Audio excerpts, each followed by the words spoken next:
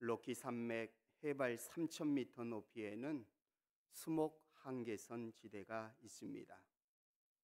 이 지대의 나무들은 모두가 다 곱게 자라지 못하고 하나같이 무릎을 꿇고 있는 모습을 하고 있습니다. 왜냐하면 매서운 바람 때문입니다. 이 나무들은 열악한 조건에서 생존하기 위해 매서운 바람과 싸우며 무서운 인내력을 발휘한 것입니다. 그래서 세계적으로 가장 공명이 잘 되는 명품 바이올린은 바로 이 무릎 꿇고 있는 나무로 만든다고 합니다. 인생의 아름다운 선율을 내는 사람은 아무런 고난 없이 편안한 조건에서 지내온 사람이 아니라 온갖 역경과 아픔을 겪은 사람입니다. 서양에 이런 속담이 있습니다. 흐르는 시냇물에 돌들을 제거하면 그 시냇물은 노래를 잃어버린다. 졸졸졸 흐르는 시냇물의 아름다운 선율은 무엇 때문에 만들어지나요? 바닥에 놓여있는 크고 작은 돌들 때문입니다. 시냇물이 평탄하게 흐르는데 가장 큰 장애물은 돌들입니다. 그런데 그 돌들 때문에 시냇물은 오히려 그토록 맑고 아름다운 선율을 자아내는 것입니다. 이처럼 우리도 살다 보면 원치 않는 많은 장애물을 만납니다. 빼내고 싶은 돌들이 있습니다. 때로는 그 돌이 어떤 사람일 수 있습니다. 물질일 수 있고 질병일 수 있고 어떤 사건일 수 있습니다.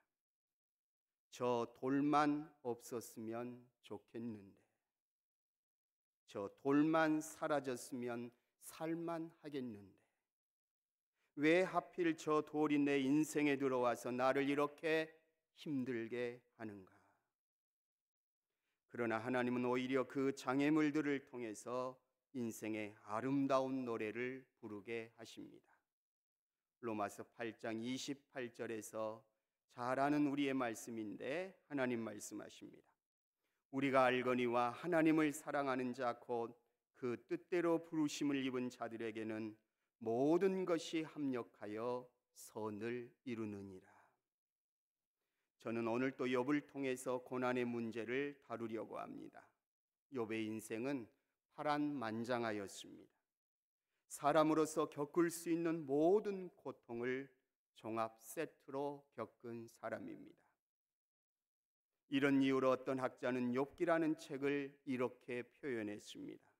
욥기는 오늘날 고통받는 현대인들의 눈물을 가장 많이 닦아준 손수건이다. 욥은 하나님께로부터 물질의 복, 자녀의 복, 영적인 복을 받았지만 하루아침에 갑자기 이유도 모른 채 하나님이 주신 복으로 상징되는 그 모든 것을 잃어버렸습니다. 물질도 사람도 떠났고 이웃도 친척도 친구도 다 떠났습니다.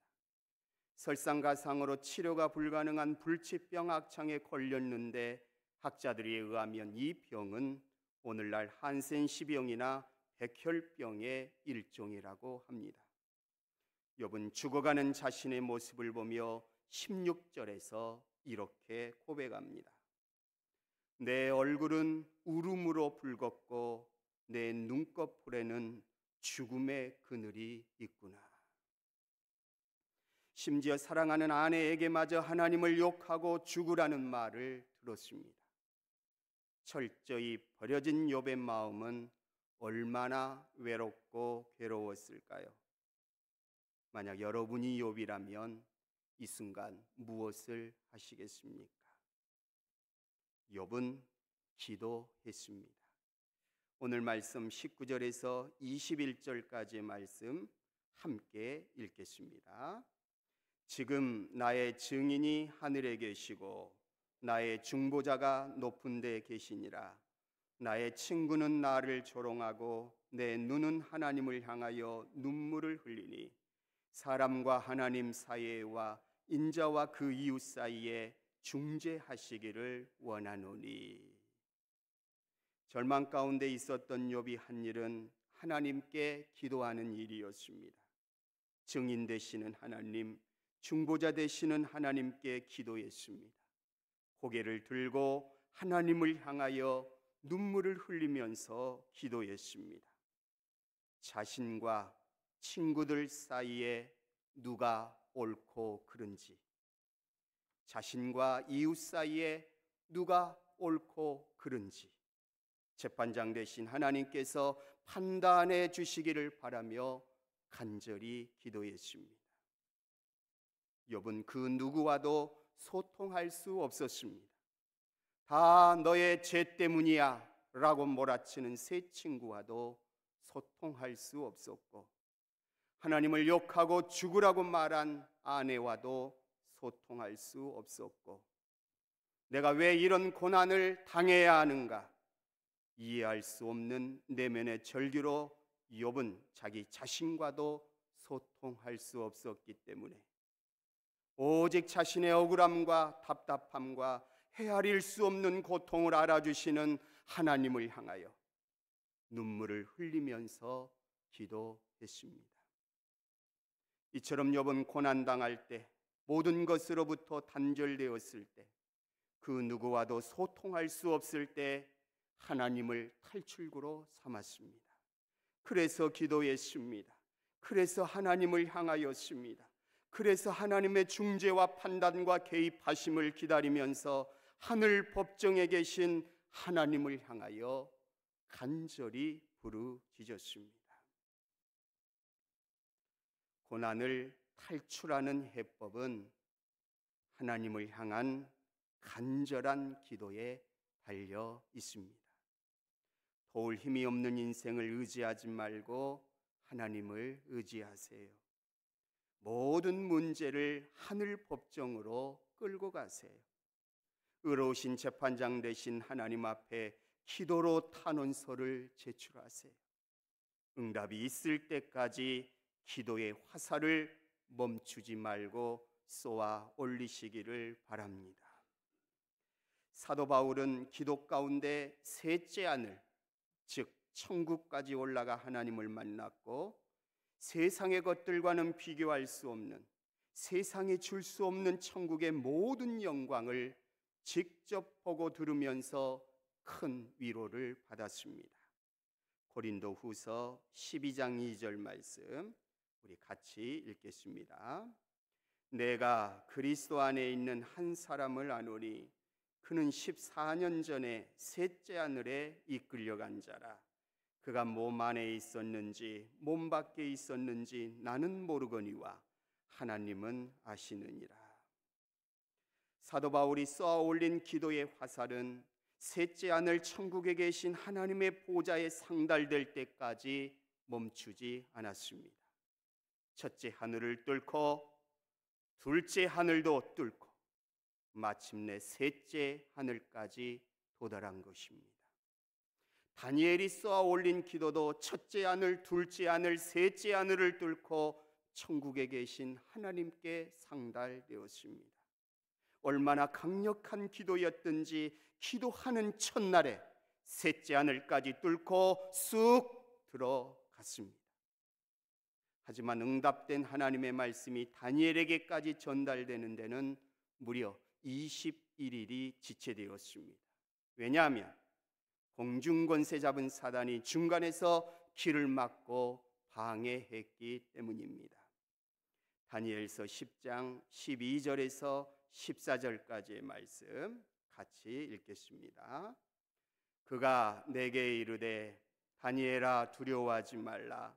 내가 깨달으려 하여 내 하나님 앞에 스스로 겸비하게 하기로 결심하던 첫날부터 내 말이 응답받았으므로 내가 내 말로 말미암아 왔느니라.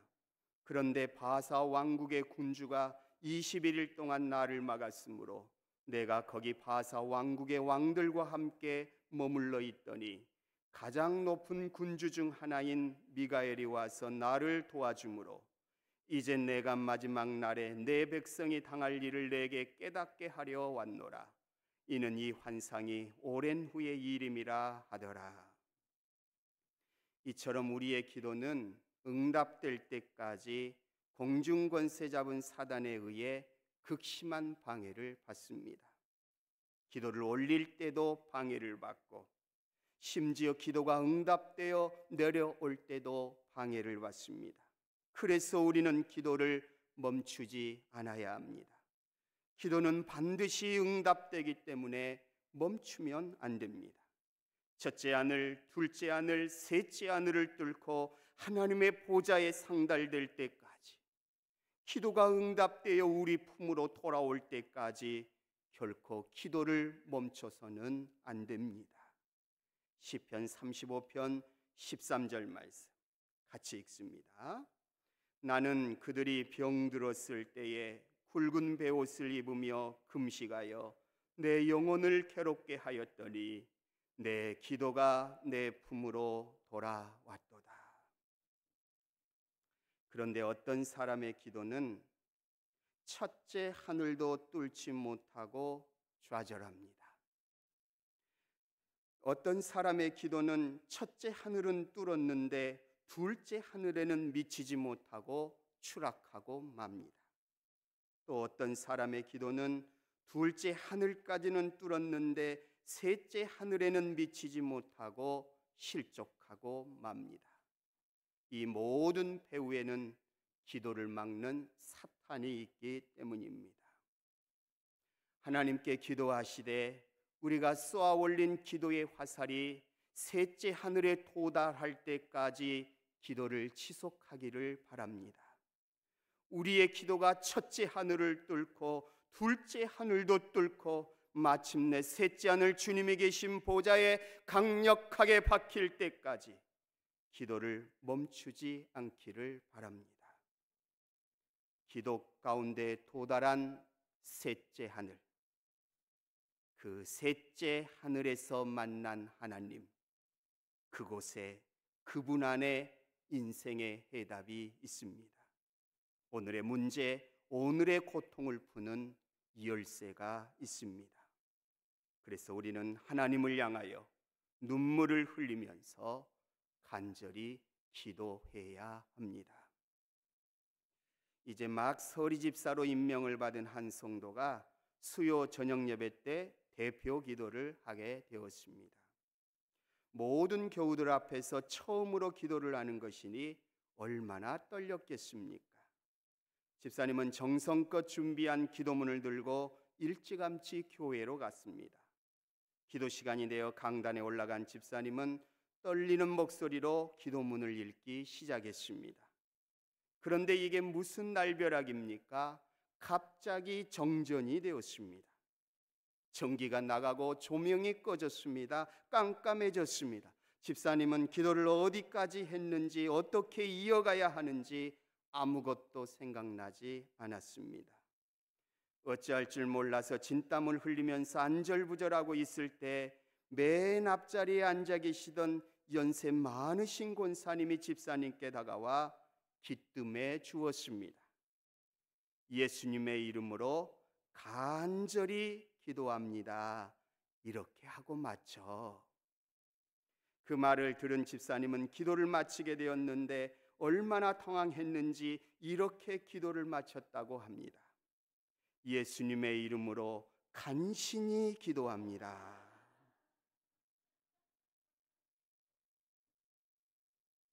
하나님은 간절히 드리는 기도도 응답해 주시지만 간신히 드리는 기도도 응답해 주실 줄 믿습니다. 어떤 위기를 만났든지 하나님 붙잡고 믿음으로 기도하세요.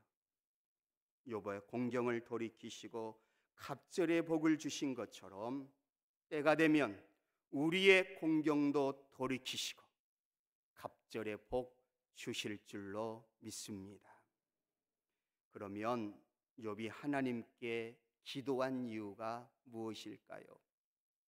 그 이유는 하나님은 살아계신 분이심을 믿었기 때문입니다. 19장 25절에서 26절까지의 말씀 같이 읽겠습니다. 내가 알기에는 나의 대속자가 살아계시니 마침내 그가 땅 위에 서실 것이라. 내 가족이 벗김을 당한 뒤에도 내가 육체 밖에서 하나님을 보리라. 욥은 죽은 하나님이 아니라 살아계신 하나님을 믿었습니다. 고통받는 자신을 구원하기 위해 하나님께서 직접 찾아오실 것을 확신했습니다. 설령 살아서 하나님의 구원을 보지 못한다 할지라도 죽어서라도 하나님을 볼 것을 확신했습니다. 이러한 욥의 기도를 들으신 하나님은 욥을 살리셨습니다. 구원하였습니다. 직접 만나 찾아주셨습니다. 죽지 않고 살게 하셨습니다. 살아서 하나님의 영광을 높이게 하셨습니다. 잃어버린 모든 것을 다시 회복시켜 주셨습니다. 지금 무엇을 잃었나요? 무엇을 상실했고 무엇이 무너졌나요? 살아계신 하나님을 붙잡으세요. 함께 하시는 하나님을 의지하세요. 다 버려도 하나님은 우리를 버리지 아니하십니다. 다 나를 떠나도 하나님은 우리를 떠나지 아니하십니다. 종교 개혁을 일으킨 마틴 루터가 이런 말을 했습니다. 모든 건물에는 반드시 그것을 떠받치는 기둥이 있지만 천재지변이나 인재로 인하여 모든 건물은 무너지고 만다. 그러나 모든 건물, 모든 사람, 모든 만물을 다 담고 있는 하늘이라는 지붕에는 기둥이 없다. 하지만 떠받치는 기둥 하나 없어도 하늘이 창조된 이후 하늘은 한 번도 무너진 적이 없다. 그것은 전능하신 하나님께서 보이지 않는 손으로 하늘의 지붕을 떠받치고 계시기 때문이다. 하나님은 우리 삶을 떠받치고 계신 보이지 않는 기둥이십니다. 인생의 기둥이 되어주시고 가정의 기둥이 되어주십니다. 자녀 손들의 기둥, 일터와 사업장의 기둥, 교회의 기둥이 되어주십니다. 인생의 추위로부터 우리를 지켜주시는 불기둥이 되어주시고 인생의 더위로부터 우리를 막아주시는 구름기둥이 되어주십니다. 아무리 광야와 같이 험악한 여정이라 할지라도 우리의 기둥이 되어주시는 전능하신 하나님께서 우리와 함께 하시기에 우리는 결코 무너지지 않습니다. 아무도 우리를 해할 수 없습니다. 세상의 그 어떤 것도 우리를 이기지 못할 것입니다. 이제 말씀을 맺으려고 합니다. 고난을 탈출하는 열쇠는 믿음의 고백과 믿음의 기도입니다. 하나님은 살아 계십니다. 하나님은 의로운 재판장이십니다. 주님이 뜻하신 일 헤아리기 어렵더라도 하나님 언제나 주 뜻 안에 우리가 있음을 믿고 고통과 슬픔 중에도 더욱 주님을 의지하여 더욱 간절히 기도하심으로 승리하는 삶 사시기를 축복합니다. 다 같이 찬송가